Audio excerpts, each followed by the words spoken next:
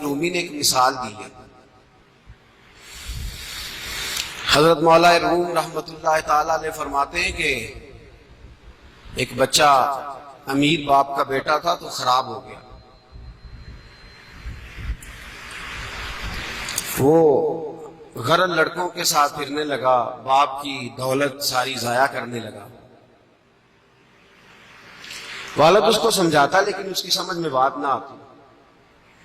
ایک دن گھر کے اندر کنواں تھا. جو امیر لوگ ہوتے تھے وہ گھروں کے اندر کنواں کھدوا لیتے تھے. کیونکہ امیر تھا تو گھر کے اندر کنواں تھا، اس کے قریب اس نے اپنی چارپائی الٹی کر کے بچھا لی. بیٹا شام کو گھر آیا تو کہنے لگا بیٹے کنگال ہو گیا، دیوالیہ نکل گیا، کوئی حال ہی نہیں. میں بڑا پریشان ہوں، شام کی دوائی کے بھی پیسے کوئی نہیں. جا کہیں سے 2 آنے لا، میں نے دوائی لینی ہے. اس نے کہا ابا جی مسئلہ ہی کوئی نہیں. دوست کے دروازے پہ دستک دی. دوست باہر آیا، کٹھے کھاتے رہتے ٹکے بٹیرے. باہر آیا، ہاں جی. اس نے کہا 2 آنے چاہیے. کوئی مسئلہ نہیں، سجن ہے تو اپنا. 2 آنے دے دیے، لا کے ابا جی کو دیے. ابا جی نے دوائی کے لیے لیے تھے، جب ہاتھ پہ آئے تو کنویں میں پھینک دیے، کنویں میں ڈال دیے. چپ کر کے چلا گیا. سویرے پھر ابا جی نے کہا بیٹے 2 آنے چاہیے، شام کو دوائی لینی ہے. کوئی مسئلہ ہی نہیں، بڑے سجن ہیں. دروازے پہ دستک دی، دوست باہر آیا، 2 آنے چاہیے، لے لو. ابا جی کو دیے، کنویں میں پھینک دیے. تیسرا دن، چوتھا دن، سجنوں کو پتا چل گیا کہ بھوکا ہو گیا ہے. خبر پہنچ گئی آج 2 آنے لے آنا ہے. اس نے کہا کل میرے کو بھی کھڑے سو. اب شہرت ہو گئی کہ اب اس کے پاس شے بھوکا ہے. اب دروازے بند ہونے لگے، کھڑکیاں بند. انہوں آدھے میں کار کو نہیں. اب حال جو تھا وہ خراب ہونے لگا. کوئی نہیں پوچھنے والا، پریشان ہو گیا. ابا جی نے تو 2 آنے مانگ لینے ہیں شام کو. ملا رومی رحمت اللہ تعالیٰ علیہ فرماتے ہیں شام ہوئی، صبح دن چڑھا تو اٹھا. ابے نے کہا 2 آنے. اپنے شہر میں مزدوری بھی نہیں کر سکتا تھا، سارے جانتے تھے کہ چودھری صاحب کا بیٹا ہے، شیخ صاحب کا بیٹا ہے. دوسرے شہر چلا گیا. میری باتوں کی سمجھ آ رہی ہے آپ کو؟ دوسرے شہر گیا، مستریوں کے ساتھ مزدوری کرنے لگ گیا. شام ہوئی تو چھالے پڑ گیا، تو پیروں تک پسینہ نکل گیا. سخت آزمائش کا شکار ہو گیا. 2 آنے کما کے لایا اور وہ آنے ہاتھ پہ رکھے تو اپنا ہاتھ بھی چھوڑتا نہیں ان پیسوں کو. ابا جی کو دیے نا جب، تو ابا جی نے پھینکے کنویں میں تو بیٹے نے ماری چیخ. ابا جی دماغ کم کرتا جے، بوڑھے ہونے کے ساتھ ساتھ سٹھیا تو نہیں گئے آپ؟ انہوں نے کہا کیا ہوا بیٹے؟ کہا 7 دن ہو گئے ہیں 2 آنے دیتا ہوں آپ کنویں میں پھینک دیتے ہیں. انہوں نے کہا پتر میں کو پہلے دن سٹے نے، تو آج کچھ ہی ہے، پرسوں بھی پھینکے ترسوں بھی پھینکے. توجہ ہے مسلمانوں میری بات پر؟ اس نے کہا 7واں دن ہے تو میں نے پرسوں بھی پھینکے تھے، ترسوں بھی پھینکے تھے، اس سے پہلے بھی پھینکے تھے، تو چیخا نہیں. اس نے کہا ابا پہلے ادھار کے تھے، آج بولے نا، سارے بولے محنت کے ہیں. آج پہلے ادھار کے تھے، آج تکلیف ہوئی ہے. تڑپ گئے ملا رومی. کہنے لگے تو نماز اس لیے نہیں پڑھتا کہ تیرا مذہب مفت کا ہے. تو داڑھی کے بعد سال بعد اس لیے کرتا ہے کہ تیرا مفت کا مذہب ہے. تو کہتا ہے پرسوں ترسوں شروع کروں گا، تیرا مفت کا مذہب ہے. ملا رومی کہنے لگے اگر تو نے قدر پوچھنی ہو تو پیسے خرچ کر مدینے جا اور جنت البقیع میں بی بی فاطمہ کی قبر پہ کھڑے ہو کے پوچھ دین کتنی قدر والا ہے. پوچھنا حضرت فاطمہ سے. اور پھر سیدہ فاطمہ تجھے بتائیں گی کہ میں 5 سال کی تھی جب سے مصطفیٰ کے وجود سے اوجڑیاں اتار گئی ہیں، اور اس دن سے لے کر اپنے حسن حسین تک میں نے کوئی شے نہیں بچائی. مسلمانوں نماز نہ چھوڑنا، یہ دین ہم نے بڑی مشکل سے حاصل کیا ہے. مسلمانوں قرآن نہ چھوڑنا، یہ دین بڑی. اور میں جا تجھے بتائیں گے وہ یہ کتنا قدر والا ہے. وما قدر اللہ کا قدر ہے. یہ تجھے کیا پتا؟ تیرا کوئی بچہ کربلا میں شہید ہوا ہے، تجھے کیا خبر؟ تیری کوئی ماں نے پتے کھا کے گزارے کیے؟ تجھے کیا اس دین کی قدر ہو؟ تو نے کوئی تھپڑ کھائے ہیں دین کے لیے؟ تجھے کیا پتا ہو؟ تو مفت میں کہتا پرسوں رکھ لوں گا، ترسوں رکھ لوں گا، میں شروع کرتا ہوں، میں دیکھتا ہوں، میں آتا ہوں، میں بس فلاں کر، کیسے؟ تجھے کیا خبر ہو؟ دین نبی دا او کی جانن، دنیا دار کمینے دین نبی دا جانن والے سو گئے وچ مدینے، کیسے قدر کا پتہ چلے؟ پوچھنا حضرت بلال سے، کتنا مہنگا ہے یہ۔ حضرت عمار بن یاسر کی قبر پہ کھڑے ہو ملک شام میں جا کے، وہ تجھے بتائیں کہ دین بڑا مہنگا ہے، بڑی مشکل سے لیا ہے، بڑی مار کھائی ہے۔ میری ماں سمیہ کے پیشاب والی جگہ نیزہ مار کے ابو جہل نے قتل کر دیا تھا۔ اب پوچھ تجھے پتا چلے یہ کتنا مہنگا ہے، تجھے کیا خبر ہو اس کی قدر کیا ہے؟ اور پھر بھی تجھے سمجھ نہ آئے، پھر بھی تجھے خیال نہ آئے۔ تو مولا رومی کہتے ہیں کبھی سیدہ خدیجہ الکبریٰ سے پوچھنا، نبی پاک تجھے اپنا درد نہیں بتائیں گے، خدیجہ الکبریٰ بتائیں گے کہ ساری رات رسول رحمت جا کے کہتے تھے یا اللہ میری جھولی پھیل گئی ہے، میری قوم کو ہدایت کا نور دے دے۔ رات روتے گزر جاتی تھی، دن پتھر کھاتے گزر جاتا تھا۔ مفت کا دین آیا، کر لیتے ہیں، سوچ لیتے ہیں، سمجھ لیتے ہیں، دماغ انگریزی، ذہن انگریزی، لباس انگریزی، چہرہ انگریزی، اٹھنا بیٹھنا انگریزی، طرز حیات انگریزی۔ یہ مسلمان ہیں جنہیں دیکھ کے شرمائے یہود، سویرے موٹر سائیکل پہ بٹھا کے جاتے ہیں اسکول چھوڑنے بیٹے کو، اور ادھار پیسے لے کے فیس جمع کراتے ہیں۔ لیکن قاری صاحب کے پاس بچے کا مخارج ٹھیک ہوئے ہیں کہ نہیں، اس کی کوئی فکر نہیں کسی کو۔ قرآن شریف ہے، قاری صاحب پڑھانے آئے ہیں سائیکل پہ، بیچارے 1000 روپیہ لینا ہے انہوں نے، وہ باہر کھڑے ہیں دروازے پہ، اور نواب صاحب کے بچے اندر بیٹھے۔ تو کہتے ہو قاری صاحب تو دسنا یاد نہیں رہا، بچے نے پرسوں دے نان کے ٹول گئے نالے تسی تے قاری ہو، ایڈے قاری ہو، چھوٹے جے مسیح دے مولوی ملوانے، تیرا آجے پھر کیڑی گل ہے؟ ہاں وہ ایم ایس سی والا ٹیچر ہوتا تو اس کو پہلے کال جاتی کہ آج آپ نے نہیں آنا۔ آپ کما قدر اللہ حقا قدر ہی، مسئلے پوچھتے ہیں لوگ، مسئلے کہتے ہیں جناب دعائے قنوت نہ آئے تو وطروں میں کیا پڑھنا ہے؟ میں نے کہا جنازہ پڑھ دو اس قوم کا جس کو 48 سال کی عمر میں بھی دعائے قنوت یاد نہیں ہوئی۔ ابھی بھی منت کے ساتھ تمہیں کہا جائے کہ دعائے قنوت یاد کر لو، ابھی بھی جس کے گھر میں کار آتی ہے وہ چلانی سیکھ دیتا ہے یا پڑوسی کو دے دیتا ہے؟ بولے نہیں ادگوانڈیاں نو دیتا ہے، مینوں نہیں چلانی ہوتی، تسی رکھ لو۔ عجیب تماشا ہے۔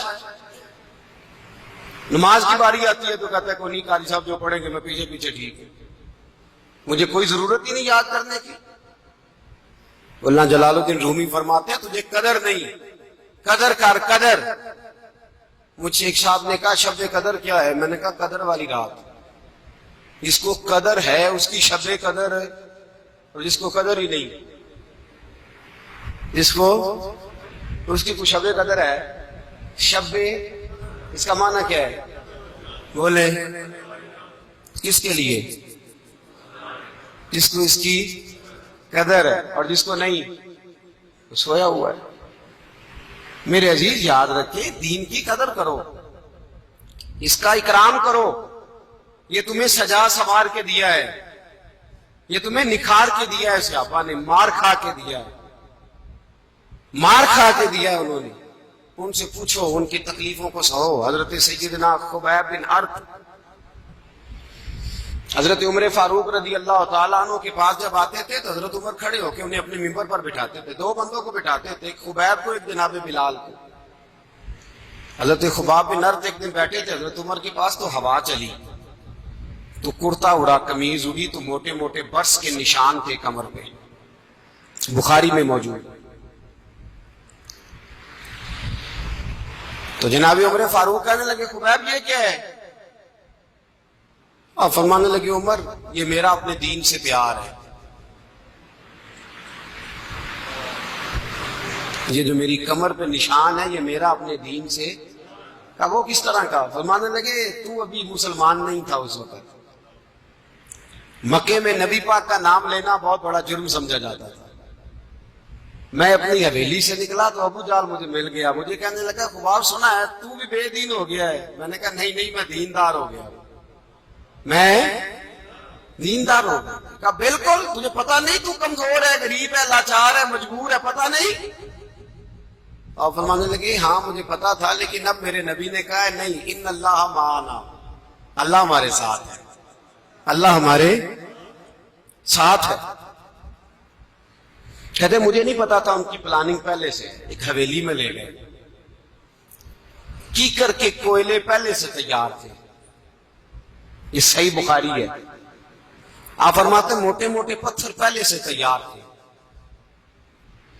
میری قمیض کو انہوں نے کھینچ کے میرے بدن سے اتارا، وجود کو ننگا کر کے مجھے کوئلوں پر کمر کے پر لٹا دیا، اور آپ فرماتے ہیں موٹے پتھر انہوں نے میری چھاتی پہ رکھے، وہ کوئلے میرے وجود کے اندر جب پیوست ہوئے تو میری زبان سے نکلا لا الہ الا اللہ محمد رسول اللہ صلی اللہ علیہ۔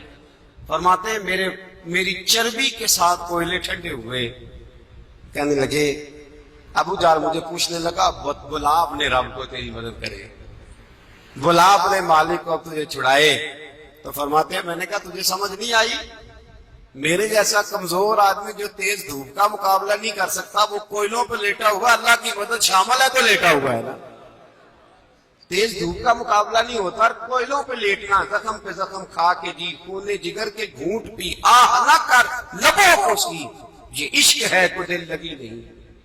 کہا یہ لیٹا ہوا ہوں یہاں، یہ تو کیا سمجھتا ہے بغیر مدد کے، ان اللہ معنا، اللہ میرے ساتھ ہے تو یہاں لیٹا ہوں۔ میرے عزیزو یہ رنگ ہے صحابہ کا، اس کے ساتھ انہوں نے دین پھیلایا ہے۔ میں سویرے اٹھتا ہوں تو میں گنتا ہوں کہ میری لاٹری کے اندر، میرے تجوری کے اندر مال کتنا ہے،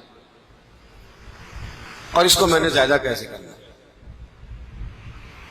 اللہ کرے میں یہ کہنے لگ جاؤں کہ میری مسجد میں نمازی تھوڑے ہیں تو میں نے شام تک زیادہ کیسے کرنا ہے۔ آمین تو کہتے ہیں، اپنے لیے دعا کرا رہا ہوں، میرے لیے دعا تو کر دو۔ اللہ کرے میں سوچنے لگ جاؤں کہ بہت سارے لوگ قرآن سے دور ہیں، مجھے انہیں قرآن کے قریب کرنا ہے، اللہ کرے ایسا ہو جائے، آمین تو بولیے۔ یہ سوچ تھی صحابہ کی۔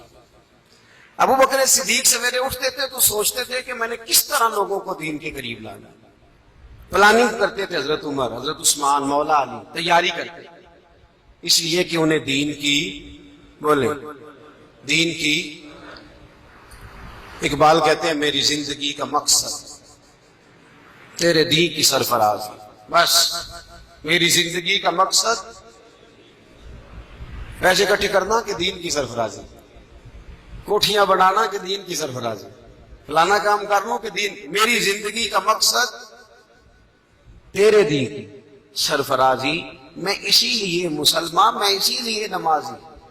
یا رسول اللہ میں نماز رب راضی کرنے کو تھوڑی پڑھتا ہوں، وہ تو راضی ہوتا ہی ہے، میں تو اس لیے نماز پڑھتا ہوں کہ نماز سے بھی مجھے تیرے دین کی خوشبو نظر آتی ہے صلی اللہ تعالی، اس سے بھی دین پھیلتا ہے، مسجد کی پختگی سے بھی کافر جلتا ہے۔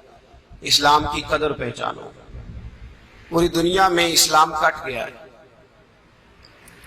مسلمان کا خون ارزاں ہو گیا، مسلمان حکمران عیاشیوں فحاشیوں میں مبتلا ہے۔ ہمارے ذہنوں کے اندر، ہمارے نوجوانوں کے دماغوں کے اندر سوچ غیر کی آ گئی، وجود ان کا پاکستان میں رہتا ہے، دل امریکہ میں رہتا ہے۔ ظلم کی حد یہ ہے کہ ہم ان لوگوں کے ساتھ اس قدر زیادہ وابستہ ہو گئے۔ میں کئی ایسے لوگوں کو دیکھتا ہوں جن کی مذہبی شناخت ہے، میری طرح کو تھوڑی بہتی داڑھی شریف کی توفیق بھی حاصل ہے، لیکن وہ بھی شلوار قمیض سے جھجکتے ہیں، اپنے مذہبی لباس سے دور ہوتے ہیں، فخر سمجھتے ہیں شاید یہ تھوڑی بہت غیروں کے تہذیب کا اپنانا۔ میرے دوستوں، میرے نبی پاک صلی اللہ علیہ وسلم نے جو اسلام کی قدر کا حکم دیا تو فرمایا یہاں تیرے قدر ہو، تو سوچے کہ میں بڑا اچھا ہوں کہ مسلمان ہوں، ورنہ جہاں تک سوچ کا حال ہے، دیکھیے نا افغانستان سارا اجڑ گیا ہے، کون بستے ہیں افغانستان میں؟ یہودی ہیں کہ ہندو ہیں؟ بولے تو صحیح یار، میں بڑی مشکل سے آج باتیں کر رہا ہوں آپ کے ساتھ، تھوڑا تھوڑا آپ بھی بولے۔ مسلمان ہیں، اور اتنے اعلیٰ مسلمان ہیں کہ داتا علی حجویری بھی افغانستان کے رہنے والے ہیں، دھاتا علی اجمیری بھی افغانی ہے، امام محمد رضا فاضل بریلوی بھی افغانی ہے. اتنا مردم خیز علاقہ ہے، اجاڑ دیا سارا کافر میں. لیکن ہمارے ماتھوں پہ شکن ہے، کیونکہ میرا گھر تو محفوظ ہے نا، مجھے کیا لگے، مجھے کیا لگے. فلسطین یہ وہ علاقہ ہے جس کی طرف منہ کر کے تیرے اور میرے نبی نے 17 سال نمازیں ادا فرمائی ہیں. 17 سال بیت المقدس قبلہ رہی ہے مسلمانوں. کدھر ہے وہ آج، کس کے قبضے میں، کون چھڑائے گا؟ پاکستان کا حکمران. یہ میری اور آپ کی ذمہ داری ہے. روزی روٹی کما کے تو یہودی بھی مار رہا ہے، عیسائی بھی مار رہا ہے، ہندو بھی یہ کام کر رہا ہے. مسلمان اعلیٰ مقاصد کے لیے آیا ہے. مکے اور مدینے کے بعد سب سے زیادہ صحابہ کے مزارات عراق میں. عراق میں کس کا قبضہ ہے بولیں؟ عراق کا ایک شہر ہے نجف، جس میں مولا علی شیر خدا لیٹے ہوئے. عراق کا ایک شہر ہے کربلا، جس میں امام حسین اور میرے نبی پاک کا خاندان لیٹا ہوا ہے. عراق کا ایک شہر ہے بغداد، جس میں حضرت ابو بکر شبلی ہیں، معروف کرخی ہیں، سری سختی ہیں، جنید بغدادی ہیں، غوث اعظم جیلانی رضی اللہ تعالی. روز بم برستے ہیں عراق. خاموش ہیں سارے، چپ ہیں، کہتے ہیں جب ہماری باری آئے گی تو دیکھ لیں گے. آپ لوگ سوچتے ہوں گے مسلمان فرقوں میں بڑے بٹے ہوئے، ایسی بات کوئی نہیں. علماء اکٹھے بیٹھ جاتے ہیں، علماء کئی دفعہ اکٹھے بیٹھے. کفر کا مقابلہ جب ہوتا ہے تو عالم اسلام یکجان ہو جاتا ہے. اکٹھے نہیں ہوتے تو حکمران نہیں ہوتے. علماء یکجان ایک بار نہیں 1000 دفعہ ہوئے. اس پہلو کو میں پیش کر دوں، لوگ یہاں اڑ جاتے ہیں، کہتے ہیں یہ نہیں ہوتا. ایسا ہوتا ہے، ہوا ہے. لیکن مصیبت یہ ہے کہ ہم اپنی باغ دوڑ ان لوگوں کے ہاتھوں میں دیتے ہیں جن کا وجود پاکستانی ہے، ذہن پاکستانی، وجود ان کا عربی ہے پر ذہن عربی نہیں. وہ رہتے اسلامی ممالک کے اندر ہیں پر ذہن ان کا اسلامی.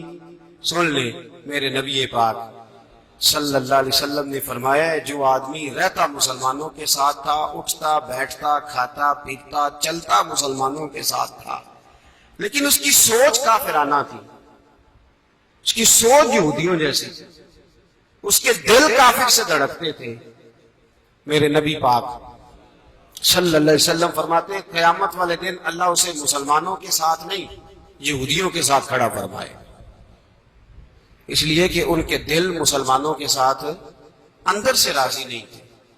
ہمیں کیا ضرورت ہے کسی کی تہذیب خیرات لینے کی؟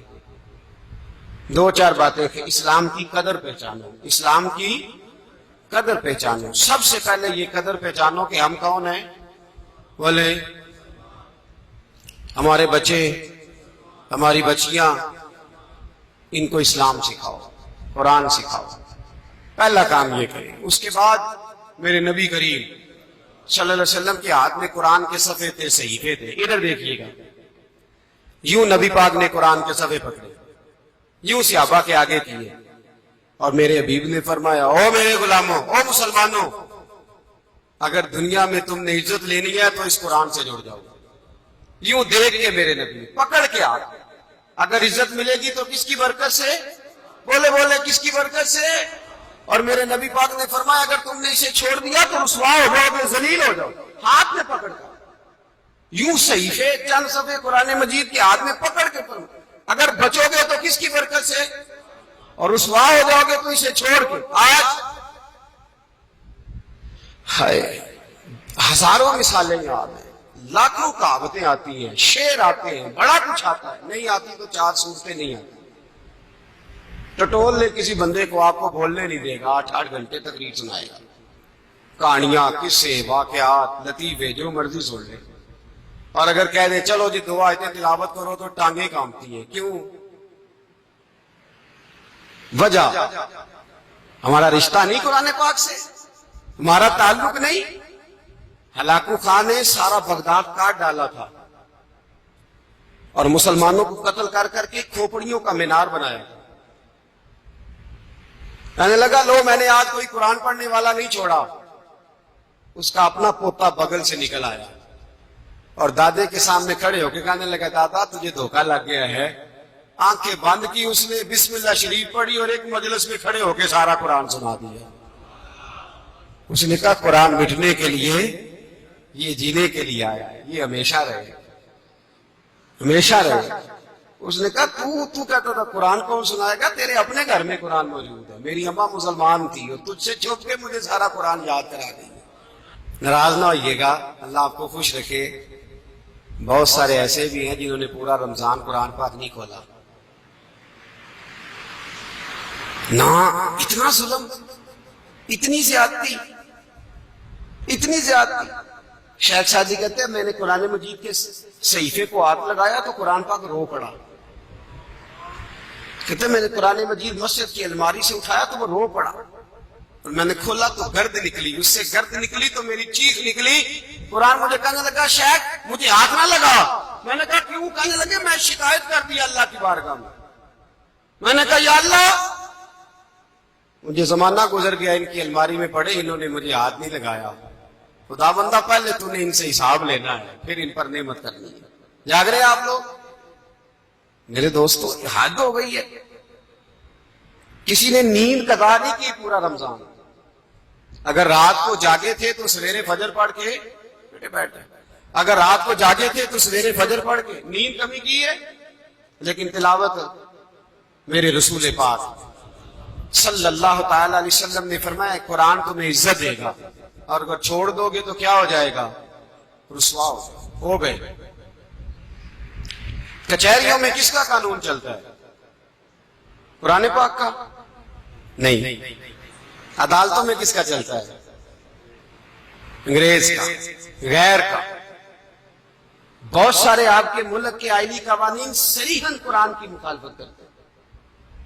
واضح اختلاف, واضح, لیکن آپ کہہ نہیں سکتے, آپ کی طاقت نہیں. قرآن پاک سے لوگ دستور حیات حاصل نہیں کرتے. یہ اس کو لوگ لے جاتے ہیں, لے جا کر کے اگر قانون دیکھنا ہو تو وہ قانون کی کتاب سے دیکھنا ہے, اور قبر میں پڑھنا ہو تو قرآن پاک. عجیب منطق ہے نا, قانون کو دیکھتا ہے تو قانون کی کتاب سے. میری اس بات کی جتنی اہمیت ہے وہ صاحب بصیرت لوگ سمجھ رہے ہیں. قانون کہاں سے دیکھتے ہیں لوگ؟ قانون کی کتاب تو قرآن ہے. یحل لہم الطیبات ویحرم علیہم الخبائث. قانون تو اللہ نے قرآن میں بیان فرمائے, تو لوگ کہاں سے لے رہے ہیں؟ تو کیا عزت ملے گی پھر؟ نبی پاک صلی اللہ تعالی علیہ وآلہ وسلم نے فرمایا جب تک قرآن, اور حضور کے لفظ بڑے حسین ہیں, میرے نبی پاک نے فرمایا میرے غلاموں قرآن پڑھتے رہنا, قرآن کبھی پرانا نہیں ہوگا. قرآن کبھی پرانا, یہ نیا رہے گا. جب بھی پڑھو گے تمہیں نئی لذت دے گا, نیا سرور دے گا, نیا کیف دے گا. اس میں سے کوئی نہ کوئی نئی چیز تمہارے لیے نکلتی آئے. اس کو پڑھتے رہنا, اس پر ہمیشہ عمل کرنا. تیسری بات, امت مسلمہ کی ترقی کے لیے نبی پاک صلی اللہ علیہ وسلم نے امت کو یہ حکم دیا ہے کہ شوق شہادت پیدا کرے, اللہ کے رستے میں جان دینے کی آرزو پیدا کرے. نبی پاک صلی اللہ علیہ وسلم صحابہ کے بیچ میں بیٹھے تھے تو سرکار دو عالم صلی اللہ علیہ وسلم نے صحابہ سے فرمایا صحابہ تمہارا کیا حال ہے, آج اگر کافر سے مقابلہ ہو تو کیا کرو گے؟ تو صحابہ عرض کرنے لگے یا رسول اللہ صلی اللہ علیہ وسلم ایک مسلمان ہو اور 1000 کافر ہو.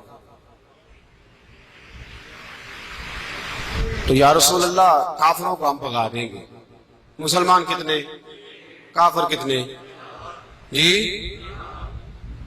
یہ نہیں کہا کہ ساتھ اسلحہ بھی ہو, صرف مسلمان ہو.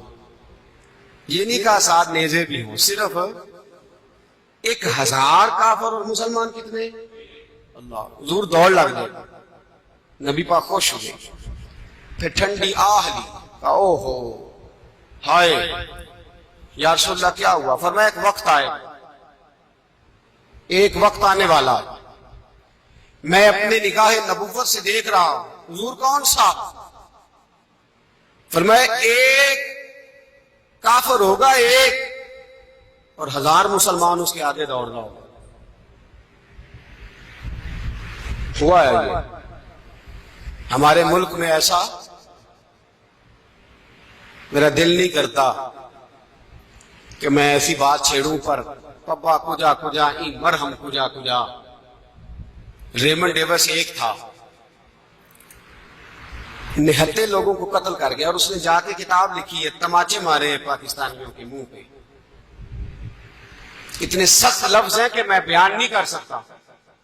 اس نے کہا میرا جیلر مجھے آ کے کہتا تھا جناب کو جو چاہیے میں پیش کرتا ہوں، ایک میرا وزٹ لگوا دو امریکہ کا. دنیا کی ہر عیاشی مجھے دی جاتی تھی. اس نے قتل کیے تھے کہ نہیں؟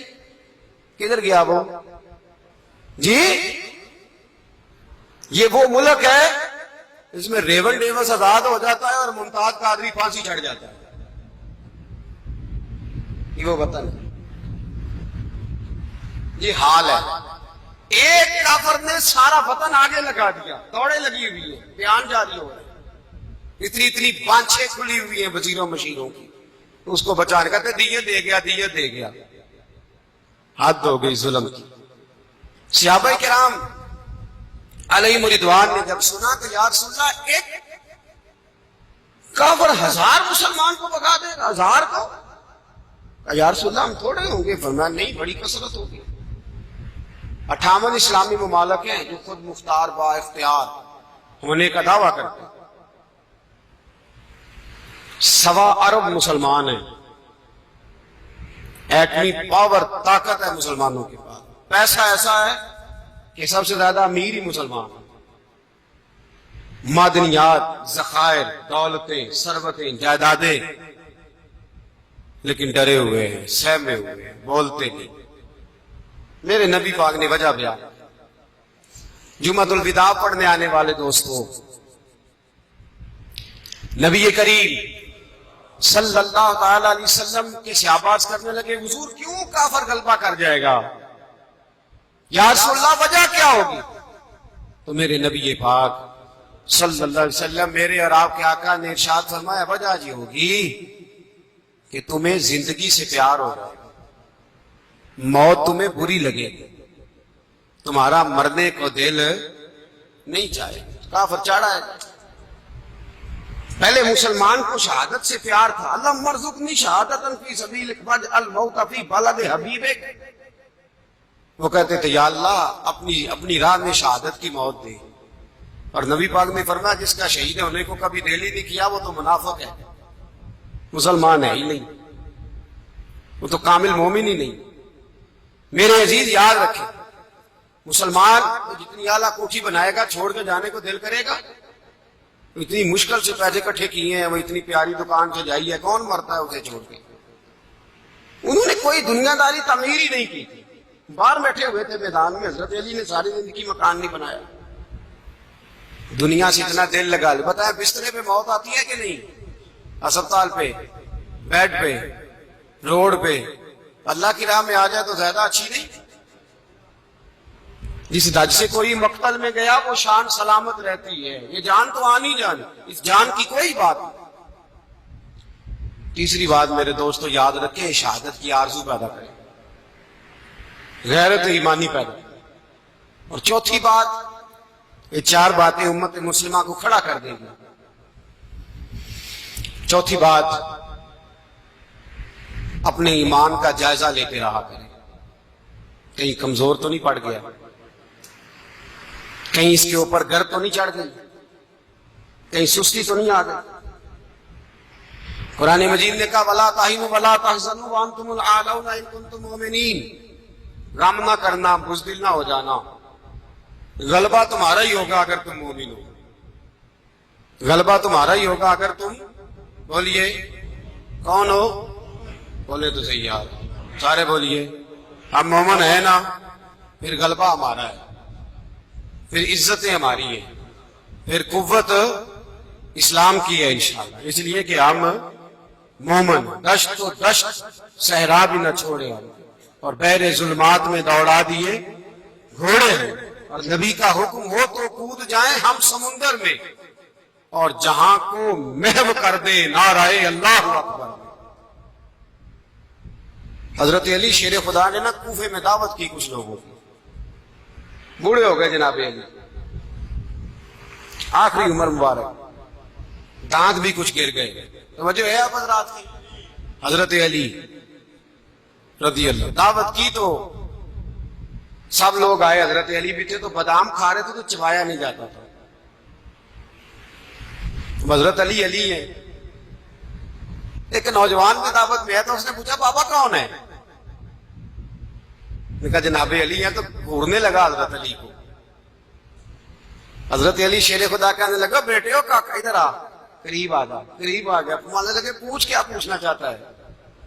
تو ڈر گیا, کہنے لگا حضور کچھ بھی نہیں. فرمایا نہ گھبرا, پوچھ کیا پوچھنا چاہتا ہے, پوچھ. کہنے لگا حضور کچھ بھی نہیں. فرمانے لگے تو بتائے گا کہ میں بتاؤں جو تو پوچھنا چاہتا تھا؟ حضرت علی تو جناب علی ہے نا. جبریل امین آ گئے انسانی شکل میں, حضرت علی کے سامنے کھڑے ہو کے کہنے لگے علی بتائیے جبریل کدھر ہے؟ سامنے کھڑے انسانی شکل میں, بدل کے چہرہ. تو حضرت علی نے اوپر دیکھا, نیچے دیکھا, دائیں بائیں, آگے پیچھے. کہنے لگے بھائی حضرت جبریل نہ تو 7 آسمانوں میں ہے, نہ 7 زمینوں میں ہے, نہ مشرقوں میں ہے, نہ مغربوں میں ہے, نہ شمال اور جنوب میں ہے. کہنے لگے یا تو جبریل ہے یا میں جبریل ہوں, دونوں میں سے ایک. تو حضرت جبریل کہنے لگے آپ تو ولی ہیں, جبریل تو میں ہی ہوں. اتنا بڑا آدمی. وہ نوجوان سے کہنے لگے تو بتائے گا کہ, بولیے بولیے تو بتاتا ہے کہ؟ تو کہنے لگا کہ آپ ہی بتا دیں. تو حضرت علی فرمانے لگے تو یہ کہہ رہا تھا, سوچ رہا تھا دل میں کہ علی سے بادام تو چبایا نہیں جاتا, تو خیبر کا قلعہ کیسے اکھیڑ دیا تھا؟ یہی سوچ رہا تھا نا تو, کہ بادام تو چبایا نہیں جاتا تو خیبر کا قلعہ کیسے اکھیڑ دیا. تو حضرت علی شیر خدا نا یہ بات اسے جب کہا جی حضور بات تو آپ کی ٹھیک ہے, سوچ میں یہی رہا تھا. تو آپ فرمانے لگے کوئی خیبر ہے تو مجھے بتا, میں ابھی بھی توڑنے کو تیار ہوں. تو خیبر ہے تو بتا.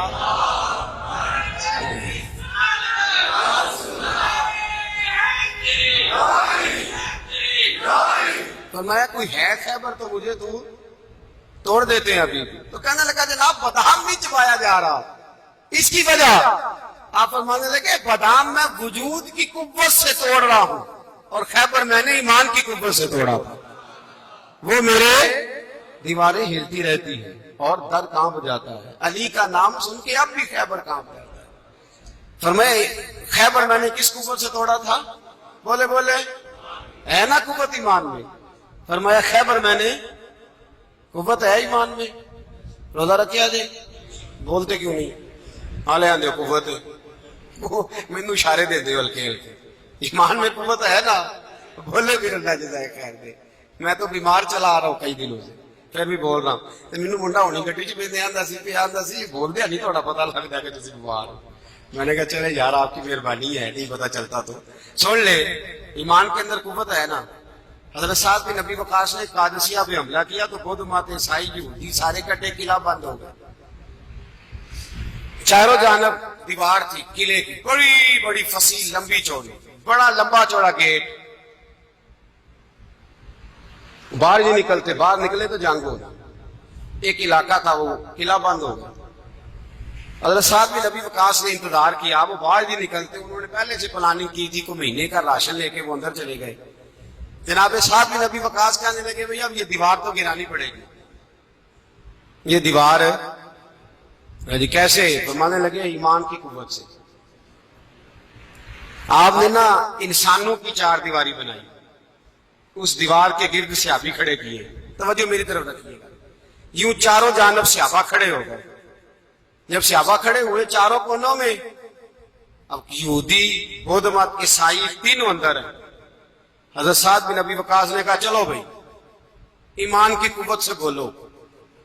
صحابہ بولے لا الہ لا الہ, خودی کا سر نہا لا الہ الا, خودی کا تیغ فسا لا الہ الا, خودی کا تیغ فسا لا الہ. اگرچہ خود ہے جماعت کی آستینوں میں, مجھے ہے حکم ازاں لا الہ الا. وہ 3-4 دفعہ کلمہ پڑھا تو دیواریں ہلنے لگی, کانپنے لگی. انہوں نے توڑے دروازے, باہر آ گئے. کہنے لگے کیا ہوا؟ حضرت سعد بن نبی وقاص کہنے لگے کافرو بھائی مانو, ابھی تو ہم نے ایمان کا پہلا کلمہ بھی آدھا پڑھا ہے. ابھی تو ایمان کا پہلا کلمہ بھی لا الہ الا آدھا پڑا ہے. اگر محمد رسول اللہ پڑھ لیتے تو تمہارا بچتا ہی کچھ نہ. ابھی تو ایمان کا پہلا کلمہ بھی آدھا پڑا ہے اور تمہاری دیواروں میں دراڑیں پڑ گئی ہیں. اللہ کرے میری ملت ایمان کا کلمہ ہی ڈانٹ کے پڑھنے لگ جائے. اگرچہ بدھ ہیں جماعت کی آستینوں میں، پر مجھے حکم ازاں لا الہ. اور یہ دور اپنے ابراہیم کی تلاش میں، صنم کدا ہے جہاں لا الہ. باہر آ رہا، پکڑو ان کو مارو. جس دن ابو جہل آیا نا بدر میں، اس نے جاسوس بھیجا. محمد بن عینیہ تھے یا عروہ بن مسعود، دو مختلف نام کتابوں میں آتے ہیں. وہ جاسوس چیک کر کے گیا مسلمانوں کو واپس. ابو جہل سے کہنے لگا 313 312 بندے، کچھ بچے ہیں، کچھ بوڑھے ہیں، کچھ کمزور ہیں. ابو جہل بڑا کھل کھلا کے ایسا کہنے لگا ان کو نا پشتوں پہ باندھ لو، گھوڑوں کی پشتوں پہ. جنگ کیا کرنی ہے، تلواریں ان کے پاس کوئی نہیں، لڑ یہ نہیں سکتے، باندھ لو، لے چلتے ہیں مکے، وہاں جا کے دیکھیں گے کیا کرنا. محمد بن عینیہ کہنے لگے ابو جہل ہوش کر، ہوش کر، تلواریں کوئی نہیں، زرہیں کوئی نہیں، پر میں ان کا ایمان دیکھ آیا، میں ان کا ایمان. فرمایا سب نے جھولیاں اٹھائی اور یہ کہہ رہے ہیں یا اللہ ہمیں واپس نہ بھیجنا، ہم تیرے نبی کے قدموں پہ قربان ہونے آئے. ان کا ایمان میں حضرت خالد بن ولید نے حملہ کیا ملک شام پہ، حملہ کیا. یہودی باہر نہیں نکلتے، باہر نکلے ان کا بہت بڑا لیڈر مذاکرات کرنے آیا تو ہاتھ میں زہر کی پڑیا ہے. فرمایا یہ کیا ہے؟ مذاکرات کرنے آیا تو یہ کیا؟ کہنے لگا زہر. کیا مطلب؟ کہنے لگا اگر مذاکرات ناکام ہوئے تو زہر کھا کے مر جاؤں گا، مسلمانوں کو کبھی اقتدار نہیں دوں گا. تو آپ فرمانے لگے زہر بھی تب بھی اثر کرے گا نا جب میرا اللہ چاہے گا. کس کی قوت؟ ایمان کی. اس کی قوت زہر کب اثر کرے گا؟ جب اللہ. تو کہنے لگا یہ بڑا زہریلا زہر ہے ہمارے علاقے کا، یہ تو کسی کے ناک میں ذرا ہوا سے چلا جائے تو بندہ مر جاتا ہے. آپ فرمانے لگے بندہ تب بھی مرتا ہے جب اللہ مارے، اور جسے اللہ نہ مارے مر سکتا. وہ کہنے لگا کیسے ہو سکتا ہے؟ فرمایا لاؤ ادھر. حضرت خالد بن ولید. او بھائی طاقت ایمان کی قوت سے ملتی ہیں، ہمت ایمان کی قوت سے. فرمایا بلا سارے یہودی، سارے آ گئے. فرمایا تم کہتے ہو زہر ہوا کے ذریعے ناک میں بھی چلا جائے تو بندہ مر جاتا ہے. پوری پڑیا زہر کی جناب خالد کھا گئے، پانی کا گلاس پی گئے، 18 رکعتیں نفل بھی پڑھ گئے. ہر 2 رکعتوں کے بعد پیچھے پلٹ کے دیکھ دے تو کتنے یہودی کلمہ پڑھ جاتے، کتنے غیر مسلم. یہ کس کی طاقت ہے؟ بولے تو صحیح ہے، بولے. ایمان بڑا قوت والا ہوتا ہے، بڑا قوت والا. اس کا پتہ کب چلے گا کہ ہمارے اندر ہے کہ نہیں؟ کروڑوں ناجائز روپیہ سامنے پڑا ہو اور بچہ عید کے لیے کپڑے بھی مانگ رہا ہو، لیکن انسان ناجائز پیسے کو ہاتھ نہ لگائے، بچے کو تسلی دے کے سلا دے تو اس کا مطلب ہے کہ ایمان اس کے پاس ہے. میرے نبی کریم صلی اللہ علیہ وسلم نے فرمایا فحاشا، خوبصورت عورت، بری عورت، خوبصورت بھی ہو بری بھی ہو اور دعوت گناہ بھی دے، بچہ جوان بھی ہو خوبصورت بھی ہو خواہشات بھی ہو، اور پھر بھی وہ کہے انی خاف اللہ، نہیں بھائی میں اللہ سے ڈرتا ہوں، اس کا مطلب ہے اس کے پاس ایمان ہے. یہ تو روز ہمیں پتہ چلے گا، روز پتہ چلے گا. میرے دوست اپنے ایمان کو دیکھ. حضرت مصعب ابن عمیر جنگ احد میں میرے نبی، اور یہ بڑا لاڈلا صحابی ہے میرے رسول کا، بڑا لاڈلا. مجھے اس شخصیت سے بڑا پیار ہے. ان کا جو بھی کہیں مجھے ارشاد کوئی قول ملتا ہے تو میں الگ سے ڈائری پہ لکھتا ہوں. حضرت مصعب ابن عمیر کو احد میں حضور نے جھنڈا دیا تھا، ہاتھ میں جھنڈا تھا تو کافر نے ہاتھ کاٹ دیا. جناب مصعب ابن عمیر نے دوسرے ہاتھ میں پکڑ لیا. جب وہ بھی ہاتھ کٹ گیا تو 2 کٹے ہوئے ہاتھوں سے جھنڈا پکڑا. اور جناب مصعب ابن عمیر کے جب لاش کے قریب میرے نبی پاک گئے تو کٹے ہوئے ہاتھوں سے جھنڈا انہوں نے سینے سے لگایا، سینے سے. میرے نبی پاک کی آنکھوں میں آنسو آئے اور حضور نے رو کے فرمایا یہ مصعب کے ایمان کا جھنڈا تھا جسے وہ ساتھ لے کے دنیا سے چلا گیا. یہ اس نے زمین پر گرنے. اپنے ایمان کو دیکھو، ایمان کو پرکھو، ایمان پر محنت کرو. سب سے پہلی بات تو یہ کہ قدر کرو کہ ہم مسلمان ہیں. اپنے دین کی. دوسری بات قرآن پاک کے ساتھ پیار کرو. تیسری بات شہادت کی آرزو. چوتھی بات ایمان کو مضبوط کرو. ایمان کو بولیے ایمان کو. اللہ فرماتا ہے تم ایماندار رہنا میں تمہارے ساتھ رہوں گا. ولا تہنوا ولا تحزنوا وانتم الاعلون ان کنتم مؤمنین. یہ پختہ ہوتا کیسے ہے؟ اقبال کہتے ہیں ایسے لوگوں کے پاس بیٹھا کر جو تیرا ایمان پختہ کر. ایسے لوگوں کی سنگت میں رہا کر جو تیرے ایمان کو کہتے ہیں وہی ہے تیرے زمانے کا امام برحق. وہی ہے تیرے زمانے کا امام برحق جو تجھے حاضر و موجود سے بیزار کرے اور موت کی شکل میں دکھلا کے تجھے جلوہ دوست زندگی تیرے لیے اور بھی دشوار کرے, اپنے اوپر مشقت کرے. آج جمعۃ الوداع کا موقع ہے. ہم اکیلے مسلمان نہیں, فلسطین والے بھی مسلمان ہیں, کشمیر والے بھی مسلمان ہیں, بوسنیا والے بھی مسلمان ہیں, افغانستان والے بھی, عراق میں جو لوگ بھیک مانگ کے گزارا کر رہے ہیں وہ بھی مسلمان ہیں. ہمیں کم از کم ان کے لیے دعا تو کرنی چاہیے. ہمیں قوت اسلامیہ کا اظہار تو کرنا چاہیے. قوت اسلامیہ کا پیغام تو عام کرنا چاہیے. کریں گے انشاءاللہ تعالی. یہ 4 باتیں آپ کو یاد رہیں گی انشاءاللہ. میری یہ درد مندانہ اپیل ہے آپ دوستوں سے, اور کچھ کرے نہ کرے میرے محبوب کی امت کے لیے دعا ضرور کیا کریں. ان کے لیے دعا کیا کریں. اے اللہ اس قوم کو غیرت ایمانی عطا فرما دے. اے اللہ اس ملت کو جذبہ جہاد عطا فرما دے. اے اللہ اس امت کو شوق شہادت عطا فرما. اے اللہ اس قوم کو اپنے نبی کا سچا پیار عطا فرما. صلی اللہ